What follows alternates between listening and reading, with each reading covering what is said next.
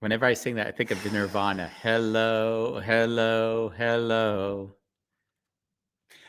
Good Do you even know afternoon. Nirvana? Today we have Kurt Cobain. We have Lia Zorzou from Athens, Greece, and we're going to talk about learning how to Take care of herself. Yeah. 8 years ago, she gave up everything to take care of a sister. And all of a sudden, she realized that she was losing everything in her life to take care of somebody else. Yeah. So we're going to discuss that journey with her and so much more on a wonderful Okay. chaos. Bye. Chaos.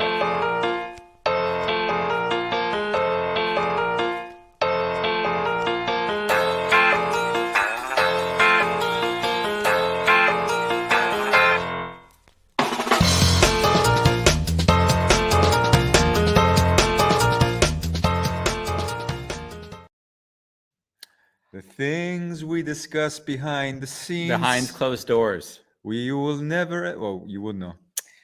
So how are you doing today, Andy? I'm on day 3 of my juice fast, and I don't really care. Okay, good. No, how are you? I'm on day 3 of my juice fast, and I get cramps at about 6 in the morning each morning. My stomach is yearning for solid food, and it's not getting it. So it isn't easy. But then I relax. I take deep breaths, and about 7 o'clock I go back to sleep again. Oh, so you sleep in? Yeah, I slept till 10 o'clock this morning. Bam. Because my body was feeling weak, and yeah, I'm still holding it together. Stop it! Where did you put your belly in? Because I've been putting my belly in ever since I was like, I don't know how old I was. I'm thinking about doing a colonic on Friday, just because I want to like clean my whole system out. It's like starting from zero again. And how about yourself, Bambos? I'm doing pretty good. Yeah. Pretty? Very good. I'm just meeting interesting people, having good conversations, and just following this flow. Mm-hmm. In my time here in where do you see it leading you? Oh, I have no idea. Oh, but I mean, is the conversations in Cyprus, or is it? It's here. It's okay. Here. So in a way, I feel excitement, at least in the time that I do have here, that it's being nurtured. Ah, nice. Are you speaking to your new honey every night? Every other night. Okay. If we don't talk for 2 days, we do a thing called a check-in, where one person speaks, the other person listens, but we don't put a timer. We just really let the other person speak. Yeah. So if she's listening right now, yesterday evening, I think she spoke for like a good 45 minutes. and then at some point I couldn't hold myself. I started laughing because when someone speaks, when they're done, do you feel complete? They say yes. Then the listener has to share what they heard them say. I was pretty on point, but I started laughing. I'm like, how much do I need to fucking remember? 45 minutes ago, you said one thing I'd like to go back to. And what's great about these sharings is because the other person is not interrupting and they listen, it really gives space for the person to share what's relevant for them, as opposed to, oh, we haven't seen each other for 2 days, let's bombard each other with a lot of questions, and then it gets really informational. Yeah. And by holding the space, you also help the other person process their own stuff. Yeah, connect. Yeah. So we did that for 90 minutes yesterday. Wow. And it's a great way to connect, for sure. Connect. We've been doing that ever since we've met, actually. That's great. Something else separate from this. It's a very special day today. Do you know why it's a special day, Bambos? It's the 1st of September, Andy. It is the 1st of September. That's true. I didn't think about that, but I have a wholly another reason, which you may not know, but I'd like to share. Today is JC Barnett's birthday. 119 years old. Just returned from one more trip around the sun and listening. So JC is, I don't know how old he is right now, but he's getting up there. I think he put 119 on Facebook. Did he? Yeah. So we're going to wish JC a happy birthday. Thank you. It's Right. always nice to be with him. Mr. JC Barnett. Nice. And today we're bringing on someone from your neck of the woods, which I think is really kind of not cool. Not cool. I mean, cool. Right? I mean, how many guests have we had on from Greece or from Cyprus? Zero. No, we had your one friend on. Oh yeah, Stephanie. The doula. So Lia, is that correct pronunciation? Is someone from your neck of the woods. How do you feel talking to someone that's from your own region? Does it change your perspective on things? Do you think there's commonality there? I saw when you had a phone call and I stayed and connected with her. There's definitely a familiarity when we're talking. Yeah, definitely. I love that. It feels like connecting with an old friend. Oh, that's sweet. Well, let's bring her on. Hello. Hi. What were your impressions? What were your impressions of Bambos when you spoke to him before I came? He surprised me really because he started talking in Greek. So he said, "Do you speak Greek?" In Greek. So I was surprised. You thought the show was supposed to be in English. What's going on? They're tricking me. Yeah. And she says, "What part of the US are you in?" I'm like, no, we're in Amsterdam. Yeah, we're in Amsterdam. Perfect. Bambos is going to go back to Cyprus to experiment to see what it's going to bring him. So he left. How many years ago did you leave Cyprus? I left 24 years ago as a drug addict, and I'm going back as a addict of life. Yes.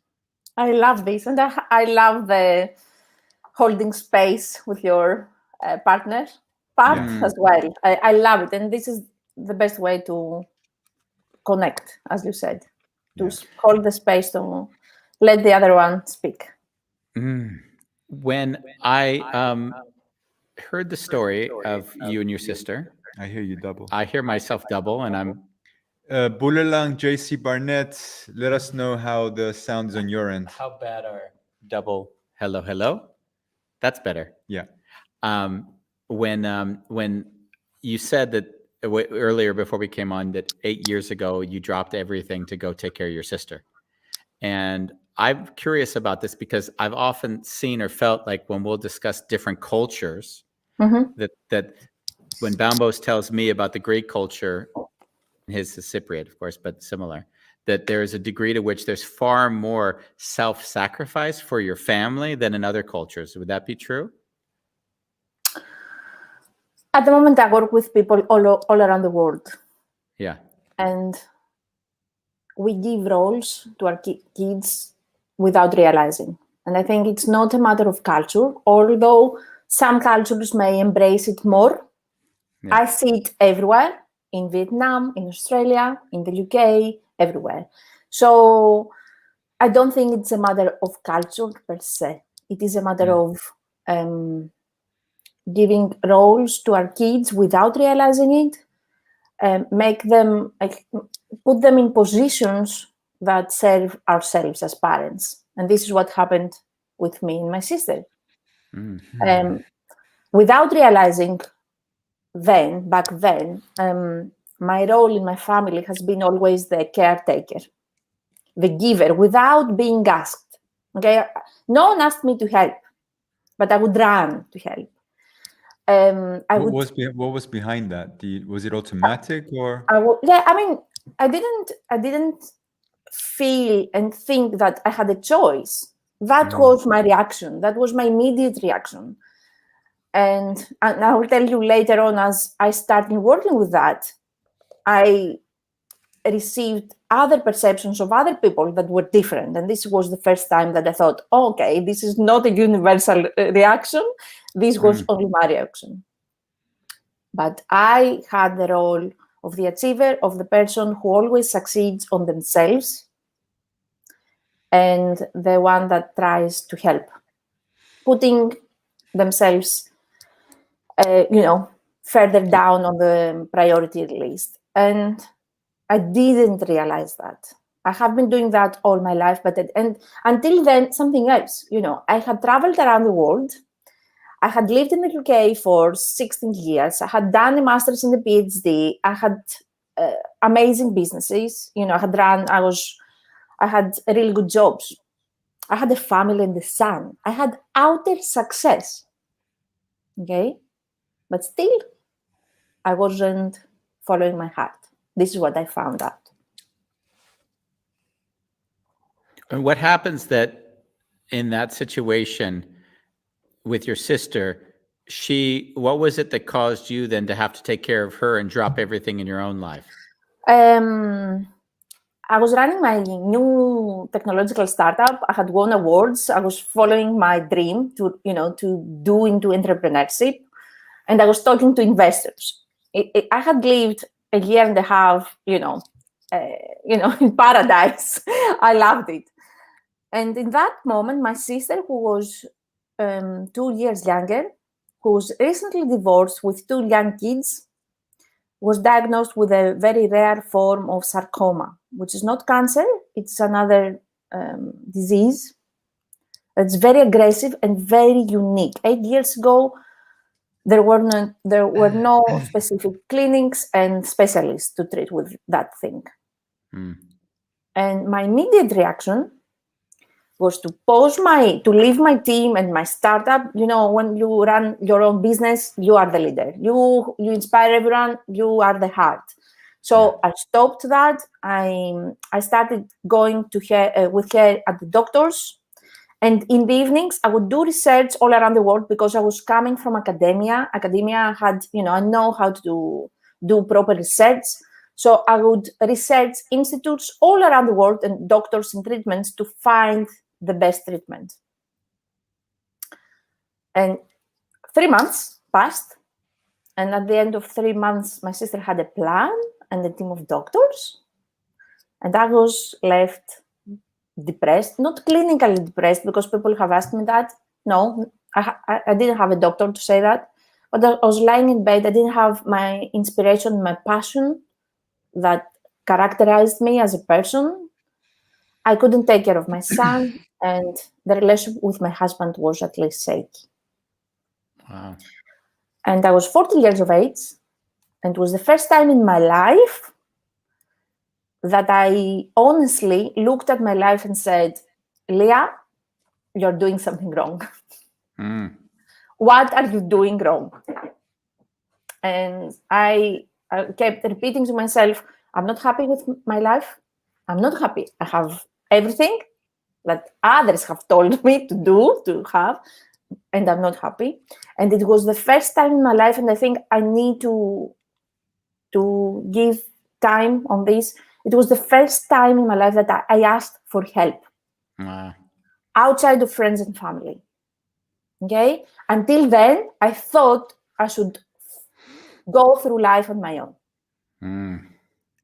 Lia, how did it feel to ask for help for the first time in your life? I had reached the point where I didn't have, it was a one-way street. I said, I need to go to someone else and ask for help. And I was very lucky because I had met a woman that had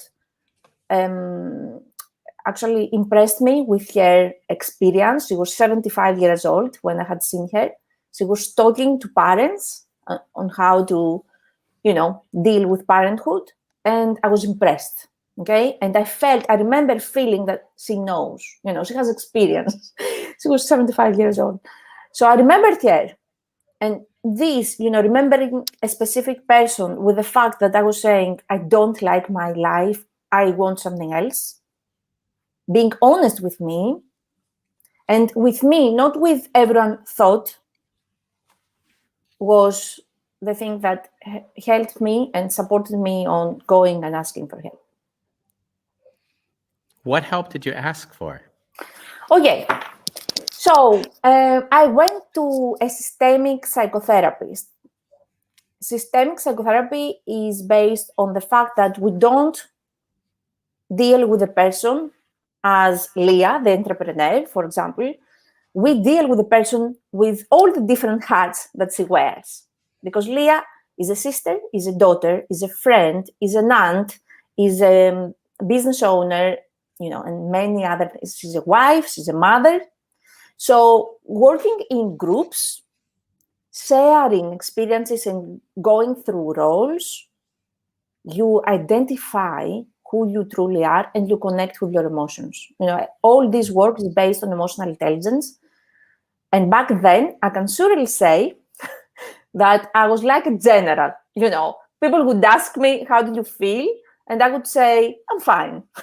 I didn't have any connection with my emotions. Yeah. Because I don't know if you have experienced this. Sometimes we're so strict in our roles that we don't allow our emotions to come. Yeah, like if somebody asks me how I am, it takes me like 2 minutes to answer that question, because I kind of have to close my eyes and think, what's going on right now inside of me? Like it's a funny question that doesn't get answered actually without the auto response. Well, I think the worst is when someone says, "How are you?" and then they look the other way. I didn't ask because I wanted to know. I asked just because it was the formality. It was like I want to take you back to that point where you were depressed, Lia. Like I've had a lot of experience with depression in my own life. So in a way, being in that space where at least the way I experienced it was like, oh, this is the end of the world. I don't have a problem ending my life. Like, how bad did it get for you before you could actually, you have to step out of it and see, look at yourself and be like, oh, I'm in trouble. And if I don't ask for help, I'm fucked. Because 3 months before that, I was living my dream. So I had graduated from the biggest American accelerator for startups. I was awarded. I had built a team. I had the product, and I was talking to investors. The difference between the two situations were very big. Contrast. Okay? Yeah, very big contrast. And the good thing in that case for me was that I could remember how it was. I mean, I have goosebumps now discussing this because it was very recent. A few months ago only, I was living my dream life, and suddenly I was lying in bed and I didn't have a clue where I was going. I didn't have any energy, and I had lost my energy. Wow. So I think that helped. The fact that I didn't think about ending my life, I could remember how happy I was. I was too close to my dream to give it up. So I said, you know what? Maybe I don't have a clue of what I'm doing and I need help now. Beautiful. Yeah, I think one thing we've often talked about is that to get to the point where one asks for help, it's often gets so bad that it's like it gets past the breaking point. It sounds like you were able to manage it before it got to a really horrible state. I find that remarkable, Lia. Yeah, me too. It's not often happening that way. People tend to go through just enough discomfort so they can continue, but not so much that they need to do anything about it. It's I love what Andy does with some of his clients. If they ask for help but they're not willing to do the work, he's like, go back, you haven't suffered enough. Yes. Yeah. It's almost like I noticed something that I push a lot of work away because a lot of times most of the work is getting people to show up like a fitness trainer. Because a fitness trainer says, hey, I need you to show up 4 times a week and we're going to get you in shape. A lot of times coaching is just about, we need to get you to focus on yourself and give yourself some self-care. And then if you talk and like it becomes a routine after a while, and I don't like really routine. So I'm more want to be with you in a moment. Call me at the worst moment of your life when you're in front of the worst situation, and then let's have fun. Amazing. Yeah. I do the same actually. Yeah. I don't give details about my program unless I'm definitely sure that I can help the person. Yeah. Because otherwise they don't need to know. It's very specific. So if they are ready, for example, if they say, I know, I say, okay, you are not ready for my program, go. Adios. Adios. if they start saying, I have tried everything and I cannot do it on my own, you are in the right position, so I can help. So you can get help. We had the funny, Bambos knows the story, of course. I did a 15-month course with Bambos and a group of people, and I refused to give the course a name. So I said, and then some people would want to join, but then they started trying to get me to convince them why they should join. And I would always tell them, I don't think you should be in this course. I think it's the worst thing you could do. And then it would just confuse the shit out of everybody, because I mean, it was like, you go into it because it's an adventure. I can't promise you anything because we'll figure that out when we're together. But let's get this straight, though. He didn't give it a name. He wasn't giving any context, and he was charging 10,000 euros for it. So in a way, he wasn't giving anything to hold on to. You just had to trust into something. I don't give a lot as well when they join, and the price is always irrelevant. So for me, money is not the point, because I have seen single mothers with 4 kids joining a very unique and expensive program, and others that really have the postcard, they cannot afford it. So it's a matter of priorities. But I can understand what Andy's doing. But I mean, let's also agree, some people didn't even pay for the course. So the issue was like, put the money there, because you're going to dedicate to something in your life, and then we're going to have to financially figure out how it works. But it is a commitment. It is an investment that you need to take. And actually, what I say to many people, because there are some people that I meet that they are not at the right position to join the program. When I'm certain that I can help them, I treasure them, I connect them, I build a relationship, because I never decide, I never persuade. They need to take the next step, an extra step to do that for themselves, because it is important for them. Nice.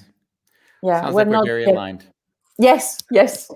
So I want to take it back now, because I see that my brain is lingering. You actually said that you got into depression once you've done all the research and you had a circle of doctors that could help your sister. Yeah. And from that point, you just collapsed. Yeah, I collapsed, and I think it took me not more than a month to take action. Okay, it wasn't a month, and I went and I saw that person, and immediately, because I said, "What am I doing wrong?" That was the phrase that I used, and she said, "You can join my group program. You're ready."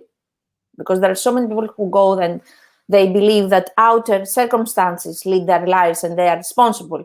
What I had done was I had reached a point where, I knew that I was doing something wrong. I was ready to face reality, and I said, okay, what am I doing? I need to find what am I doing wrong. Yeah. And I started working.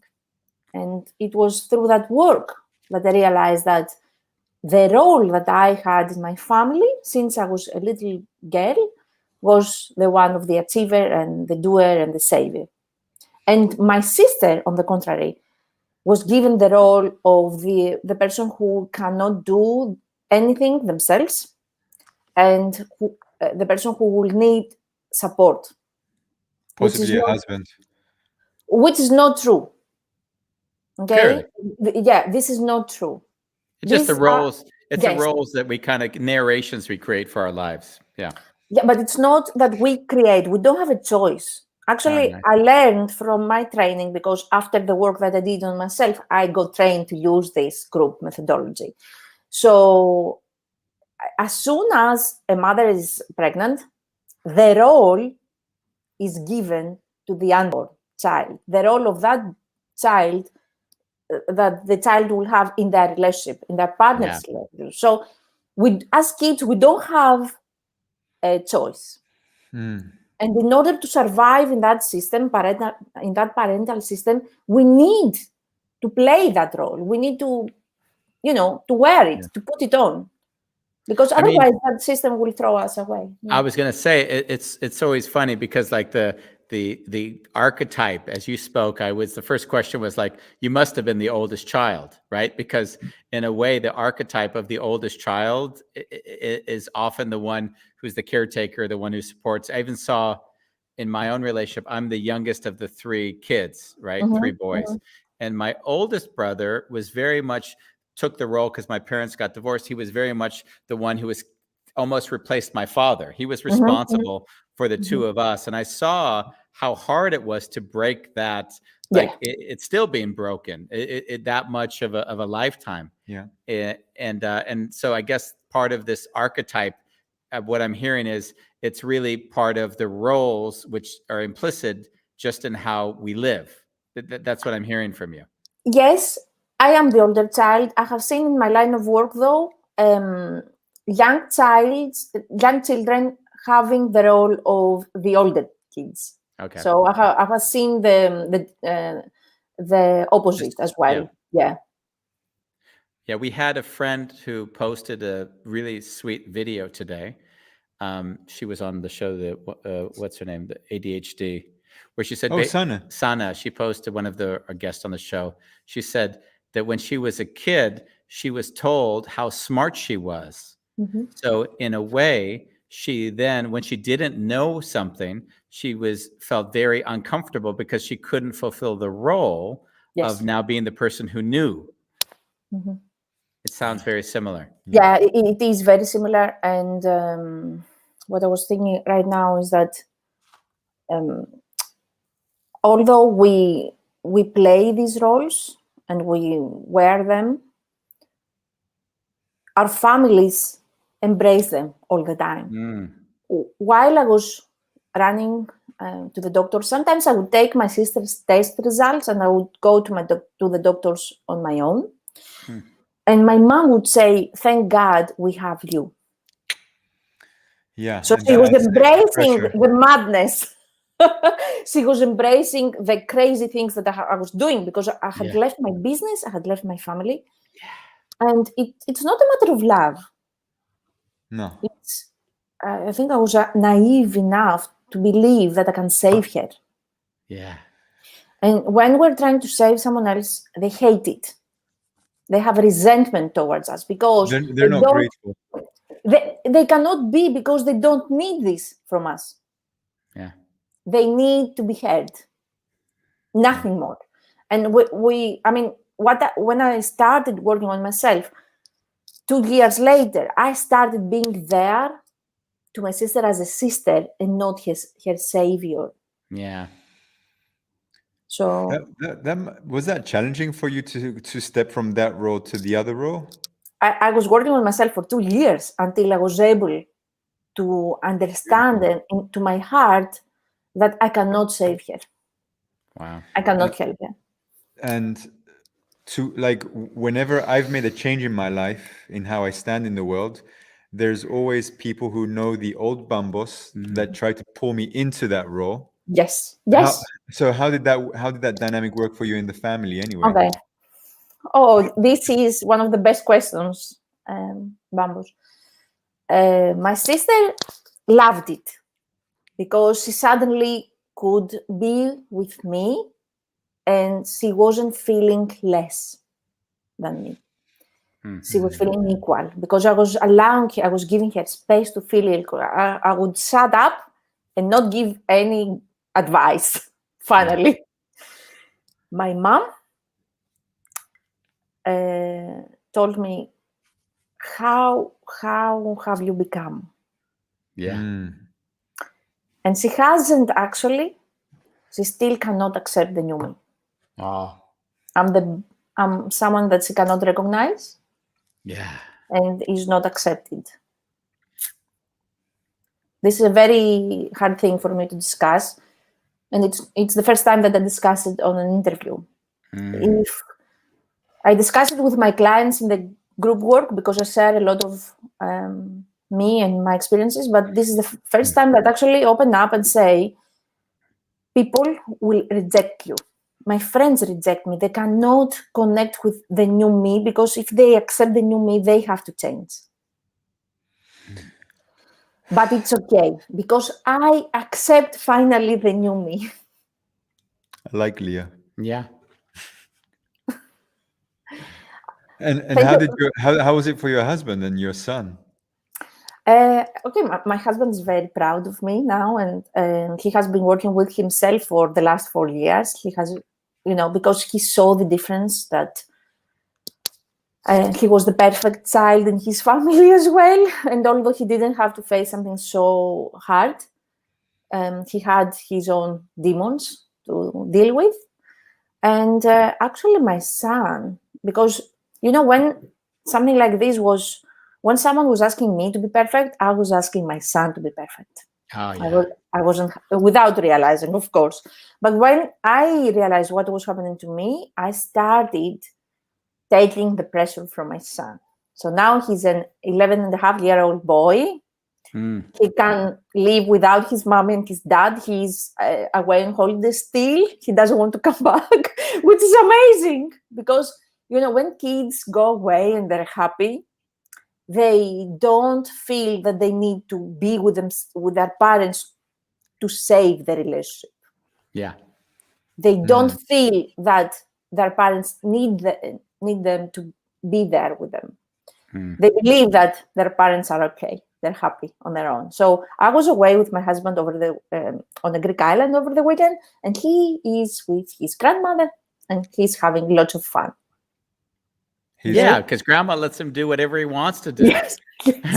His grandmother, but not your mother, but your husband's mother. Yeah.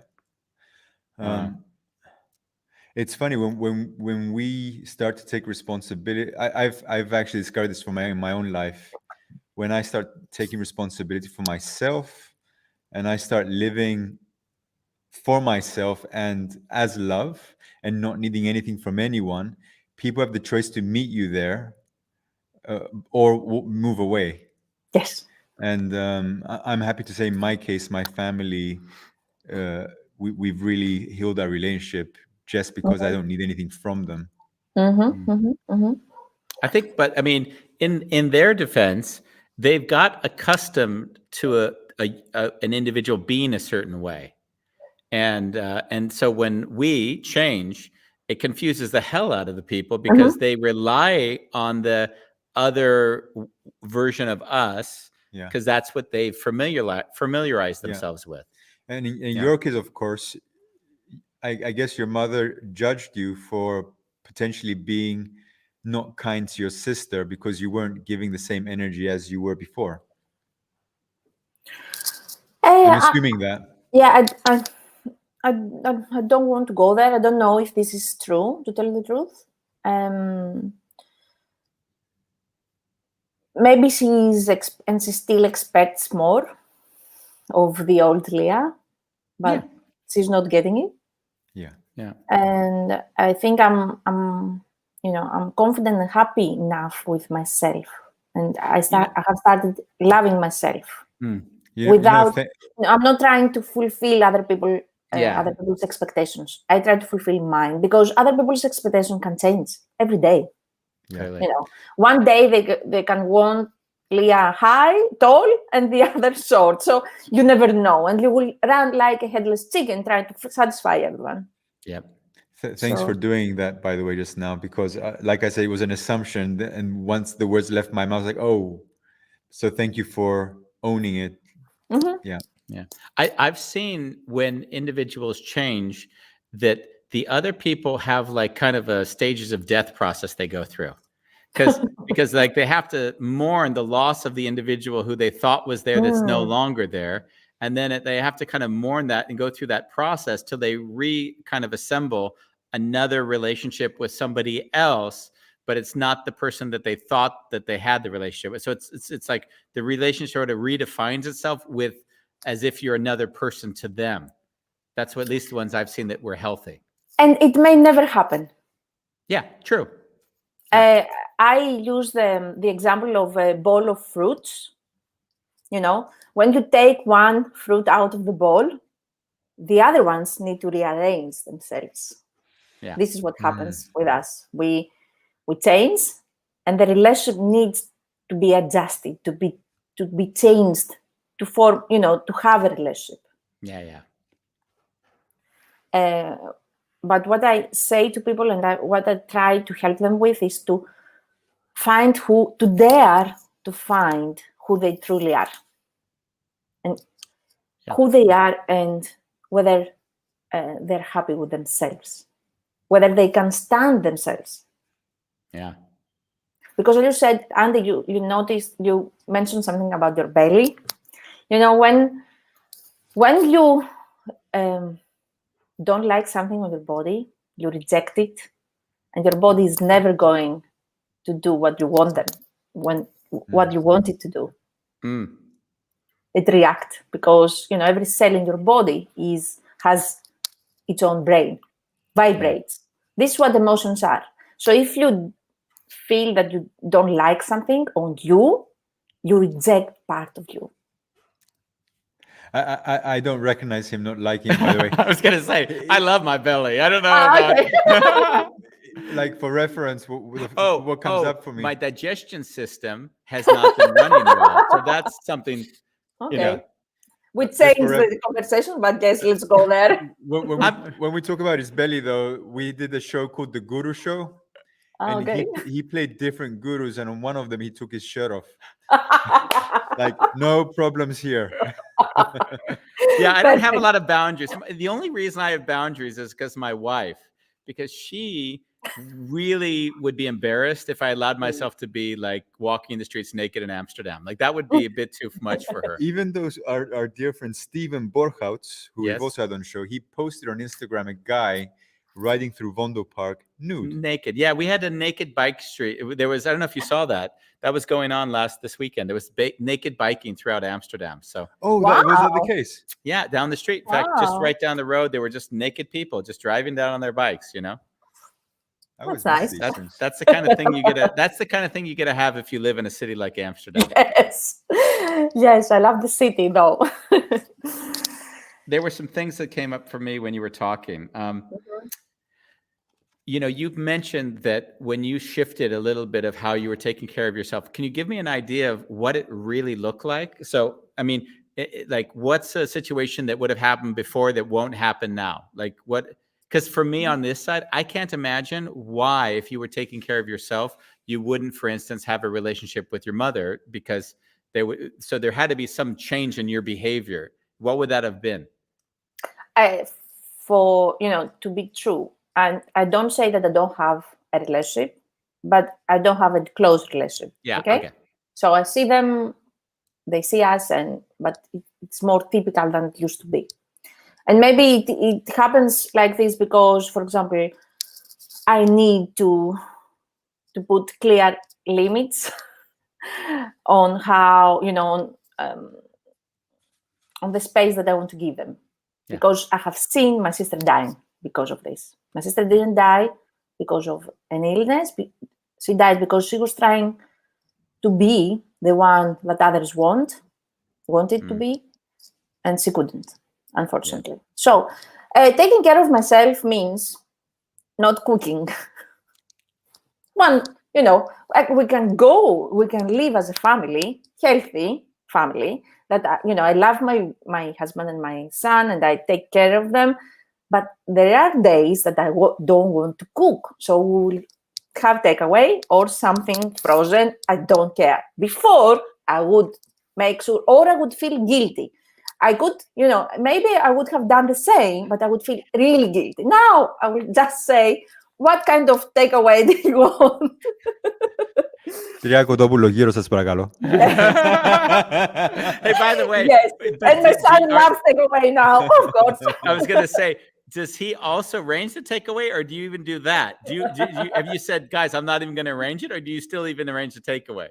No. There are days that my husband will do the work, and some days I will do. The other big thing for me was taking some rest at lunchtime. After, I have an amazing work-life balance. I don't work more than 2 hours per day. Some days I don't work at all. So I want to take care of myself. After lunch, after I have worked a few hours, I will have a nap for 20 minutes, lying in bed, even if I don't sleep. This is my time. So the door closes and no one's coming in because mommy is going to rest. There are things that I wouldn't dare to do before. I would think that I need to be with my son, not to be alone, and things like that, crazy things like that. Or because my husband is working from home, for example, I cannot have a rest.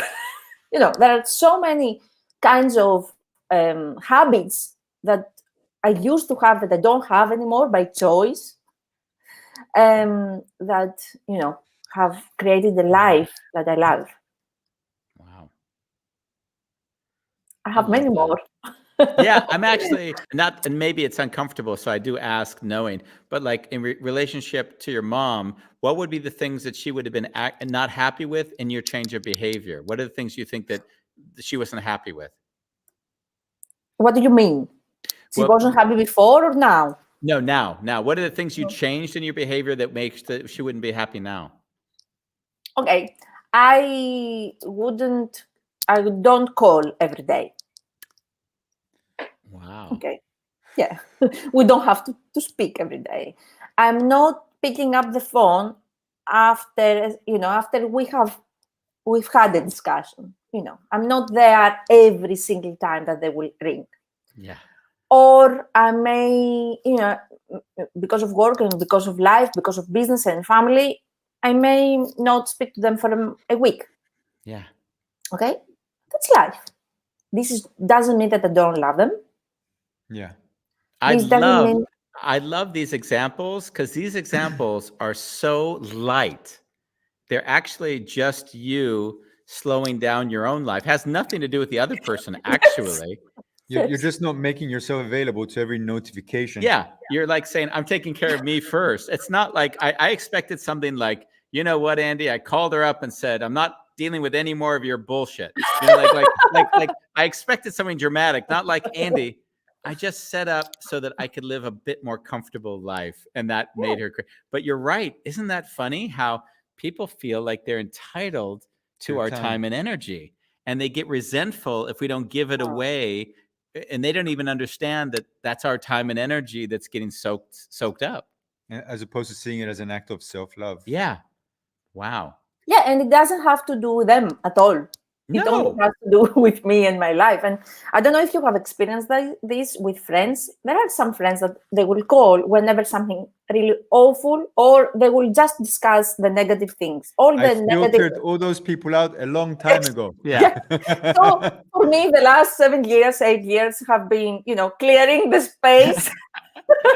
You know what I say to all the people I call? Like, I call people very randomly, from like even like my high school teacher. And then like the first thing I'll say to them when I pick up the phone is I say, I need to borrow some money. Do they still pick up?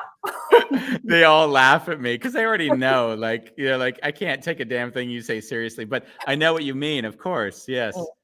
So please continue. Yeah. Yeah, I mean, this is life. You reach a point where you say, taking care of me. You funny fucker. We sometimes curse. I hope it's okay. Yeah, no problem. Okay. Yeah, what else do you want to know? Do you have any other questions? Well, when did you fall in love with your husband? What was the exact moment? I think, the first moment was 21 years ago. But I think the last years, finding myself has reached me to situations in our lives that I have treasured him more. Wow. That makes me get emotional. What's his name? Panagiotis. Panos, if you're watching. He's not watching. I think that's what you just said is really beautiful. It actually brought tears to my eyes, what you said, because I was asking clearly for the moment, Andy, we were at a bar, we're sitting there, he came and bought me a drink. But actually, what I find to be the more beautiful love is what you said, I fell in love, but I learned how to treasure him much later. And I think when I look at my own relationship, I'd say the same, is that I don't think the love should be deteriorated. And I think the treasuring of the other should increase. Yeah, it can increase. Yeah. For me, the life-changing moment was understanding myself. Okay, starting to understand my true self. I remember the moment, because especially when when I started working on myself, it wasn't easy to accept all these new ideas and new information. I had resentment, and I had, it wasn't easy. And I remember one evening that amazing lady said to me, Lia, you know now what has happened until now. You can now choose who you want to be. And then it was like all the lights came on in the room, and I said, I'm definitely doing this for myself, and then I'm helping others. This was the moment that I decided I'm changing my career.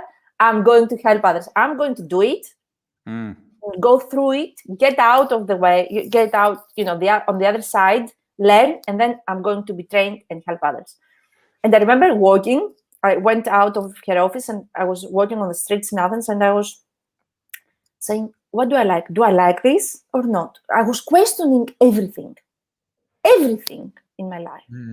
And that felt like freedom.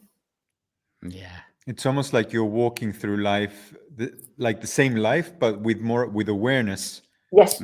And as you're doing it with awareness, even though it might be a routine, it's like you have a shopping basket, like, oh, I don't want this anymore. I want this. Beautiful. Yeah, I mean, the fact that I was allowed to change my mind, until then, I was like a soldier, this is who I am. And I wasn't flexible at all. I was very strict with everything. And now I know that I was so alone back then. Yeah. I was feeling so alone. I couldn't understand it. When I started changing opinions, and now I am allowed to change opinion, I can say yes now, and after 8 hours, I may say no, and this is okay. Yeah. Yeah, there was all the studies that show like how happy one is at what age. There are the studies that they'll often do to say, and then Ronnie, my wife, will always say to me, hey, Andy, do you know at 50, actually happiness increases dramatically. I love it. And we talked last night about it. And I said, it happens because you don't give a fuck anymore. Like at that moment, you're like, oh, I don't care anymore. Like societal needs and wants and what I need or I should do becomes so much less impactful in my life. So I laughed and said, yeah, that's what happens at 50, that you live for yourself more instead of for others. Yeah. I have another question. You actually, to go back, you mentioned your sister died because she was doing the thing that you stopped doing. So she was trying to fulfill everyone else's needs. Can you speak around that a little bit? This is what I feel and what I believe. Okay, strongly. Unfortunately, she's not here to tell us her side of the story. So we can never be sure. But deep in my heart, I know that she was trying to please my mom. She was trying to please me. She was trying to find her way in life. Yeah. And she didn't have the time.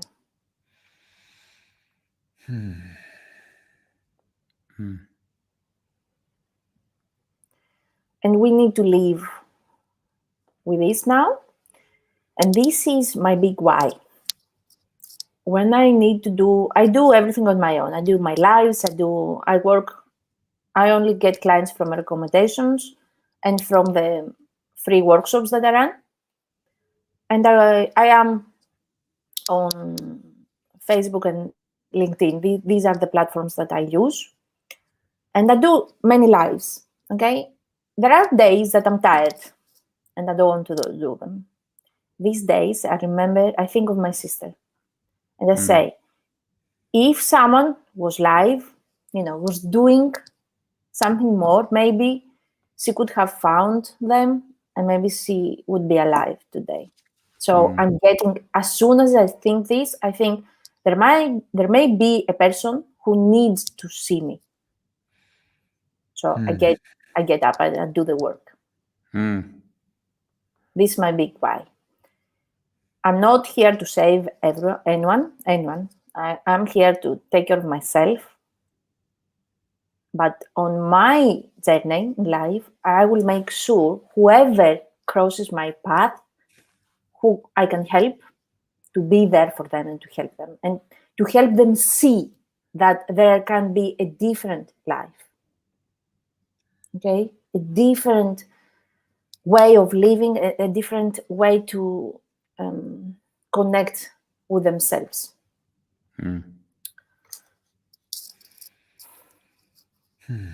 Hallelujah.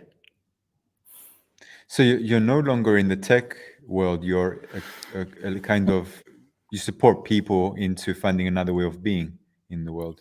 In a nutshell, I help very small business owners, people who have very small teams or they are working on their own, who are experts on what they do.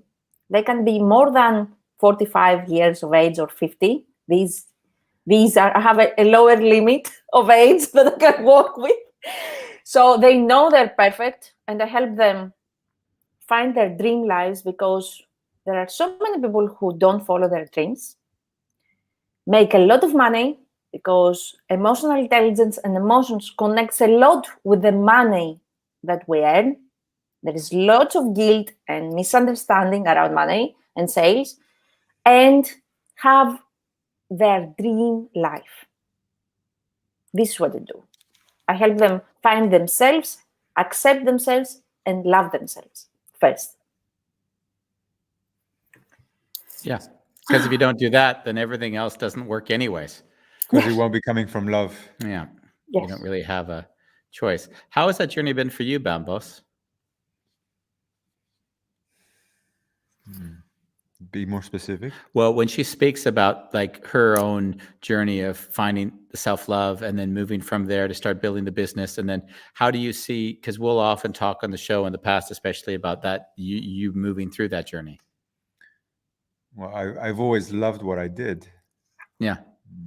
I'm a photographer, by the way, Lia. Ah, wow. I love photography. And I mean, the thing that is not about the pictures, it's about the connection. Mm-hmm. And there's a lot of space holding, and I've really been, I really suffered in the past. During COVID, I went to the supermarket twice. I ran out of money.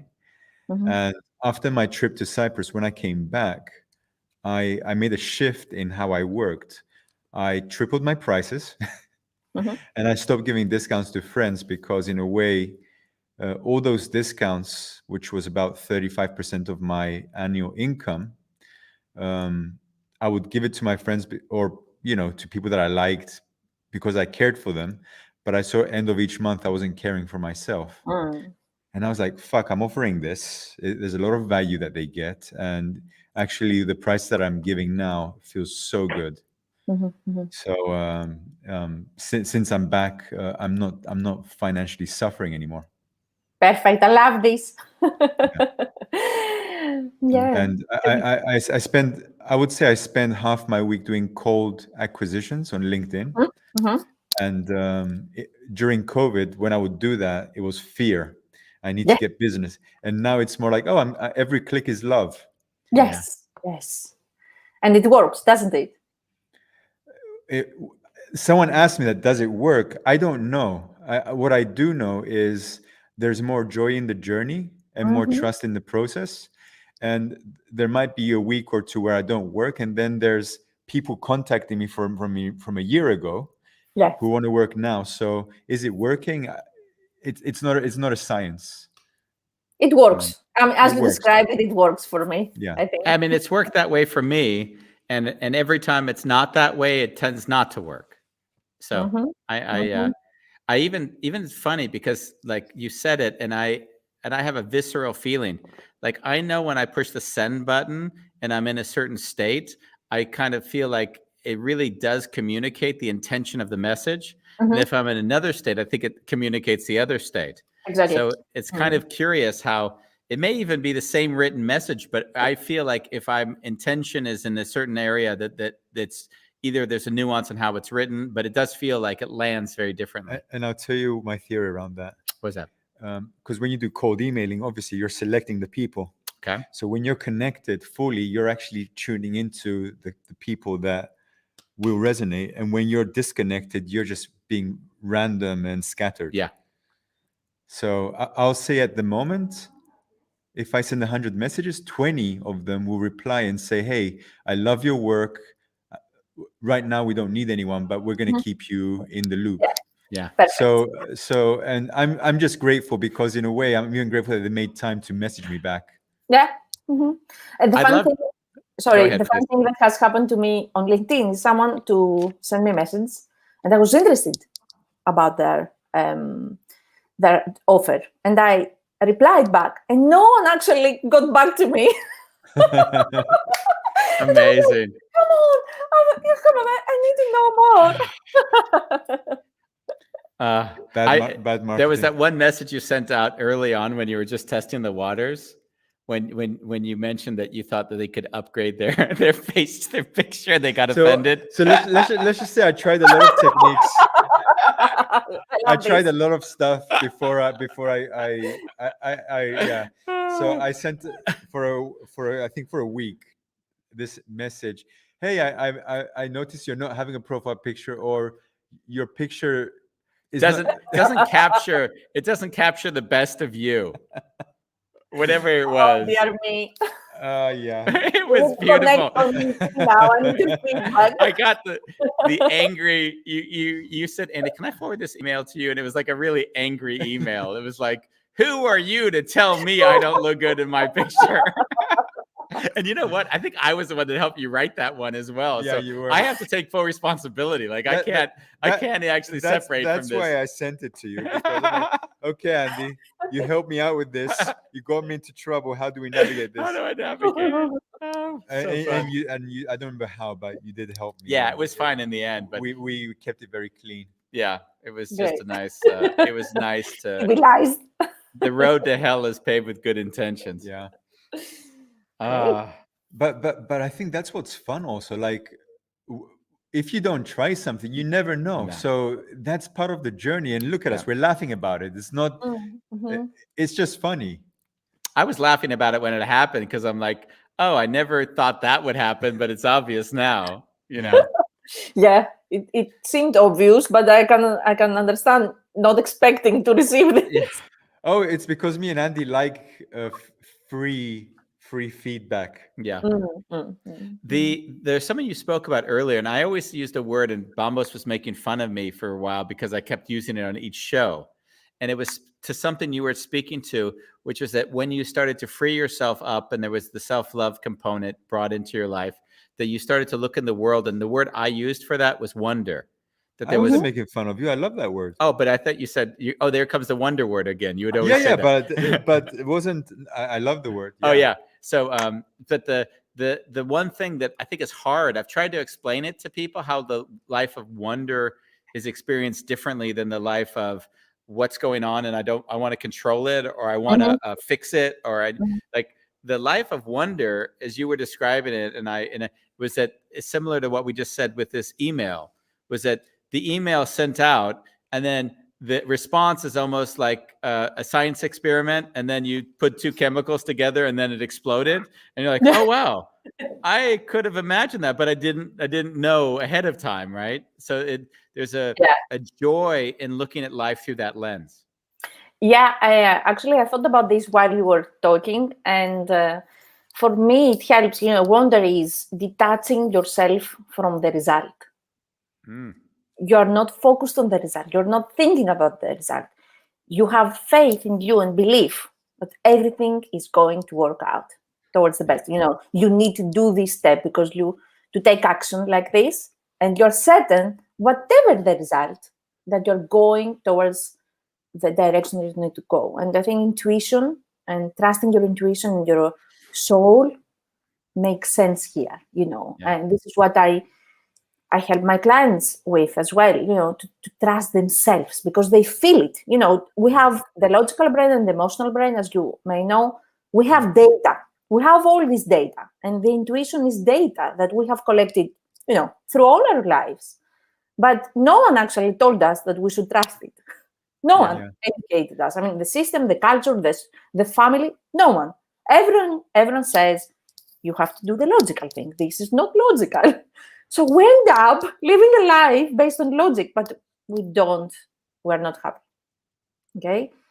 we reach a point where, everything falls apart. Yeah. And we need to go back and to trust ourselves. We have the data. Intuition is data. Trust it. Yeah. Well, like what you're saying now is what you said to Andy earlier about your body has lots of little brains, and there's a vibration there. And in a way, what I see in my own life, even though I'm doing the cold emailing, I noticed there's also a kind of openness in me, which is beyond me, which is not even relying that the work will come from these people. It might come from a space which I didn't even predict.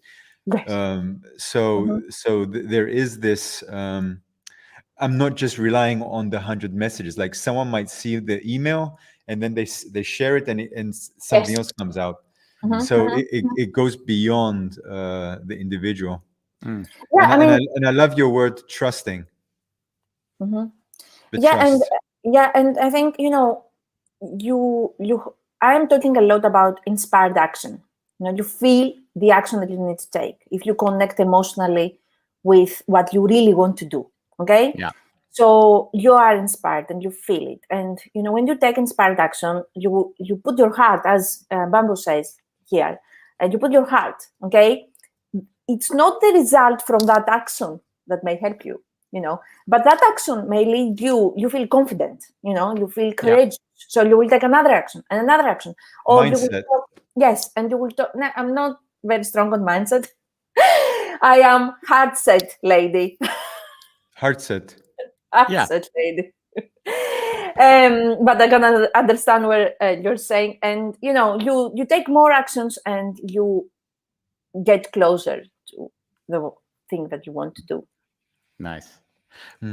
We've come to the end of the hour, and we haven't given people like an address or something to reach you if they'd like more information. So would you like to share a little bit about how people contact you and what a process looks like? Yeah. First of all, I would like to say a big thanks to you. I love, the energy of this interview, and I love. I think I connected with you both. So let's connect on LinkedIn. Not to lose touch. I would love to connect with you. Are you kidding me? We're gonna find an excuse to bring you on next year. We're gonna say there is no reason to I already know what the show title is: How I Healed the Relationship with My Mother. You know that there is a reason why you go there. It's not that I don't know. This is only Andy talking now, and it is about your mom and about your relationship. So I will be happy to do so. Yeah. So what I do is, as I said, I am on Facebook and LinkedIn. I have a Facebook group, Intelligent Leaders, entrepreneurs who build thriving businesses, and we talk about that again. What's intelligent leaders, entrepreneurs. Leader. I will share the link below if this helps. Right, please. Yeah, intelligent leaders, entrepreneurs who build thriving businesses, and we are a small group of leaders from all around the world who lead with increased self-awareness. Beautiful. Okay. What I do is I run free workshops once every 3 months. In my group, I'm doing live sessions, and I'm talking about, self-image, goals, money, sales, all these things. So if you are interested in getting more information from me, the group is a very nice place. You can be there, you can share, you can be yourself. And if you are fed up, at a point you can leave. Yeah. I am on LinkedIn as well. And I run this Fear to Freedom workshop. There is one coming at the end of September. I can share this link as well. And this workshop help people to dare and to learn how to go through fear. Nice. Not to suppress fear, not to run away from it, because we need fear. Okay? Yeah. And when you are doing something new, fear is there. This is for sure. So I help them experientially working in a group, because this is my unique point, the unique way of working. Experiential in 2 hours, you have to be present, you don't take notes, and we work. Nice. Okay? So these are the 2 ways that someone can find me: on LinkedIn, on Facebook, Lia Zorzou, the group, Intelligent Leaders, and I advertise there everything. My Fear to Freedom workshop, whatever I do. Wonderful. We have it in the chat already, so people who are I just interested typed. I just typed them, but if you the actual links, just for. I will put them, okay, when we finish. Thank you very much for being with us. Thank you so much. I loved the energy, and I loved getting to know you. Really, I think we are really in tune. Yeah. Much love. Yes. Bye. Yeah. Bye. Adios. Bye. So, for those of you watching the show today, this is a different show. You actually get to feel like this. Yeah, happy, uplifting show, Bambos. We have a happy, uplifting show as opposed to our normal downbeat show. I don't find them downbeat though. Well, you do. You mentioned it a few times. Yeah, we had a few shows since we're back. Quite a few shows actually, where I felt pain in my body after doing them. Like Friday. Yeah. So we're going to say happy birthday to JC Barnett again. 1 year staying vertical on this planet Earth. Yes. We love you. We also have Bolalong chiming in. He said, hey, they also have nude bikers in Cape Town. Interesting. Thank you. Fun fact. And he says that I told him that he needs a profile picture, and yes, Bolalong, you do. These selfies don't do anymore. Yeah, they don't do you justice, Bolalong. They do not do you justice. But we still love you. We've got what do we have? We got about a week and a half worth of shows left. So Monday's show is changing, right? Monday's show is changing. We're turning Monday's show into a best of show because we want to kind of look at the history of what we've been doing and look at some of our favorite moments and then bring them back on as a sort of a review. That's one thing I've enjoyed doing in the past. Yeah. And tomorrow, guys, we have the black sheep in the family with China, Yazmat. Yeah, the black sheep in the family. I think that's a fun one because there's a lot of people that, as we talked about the roles that Lia mentioned earlier, that take the role of black sheep and then they have to create, and the whole family reinforces that. And I had that as well because I certainly was labeled or self-labeled the black sheep in the family. So yes, we'll discuss that tomorrow. And so much more on A Wonderful Chaos. Yes.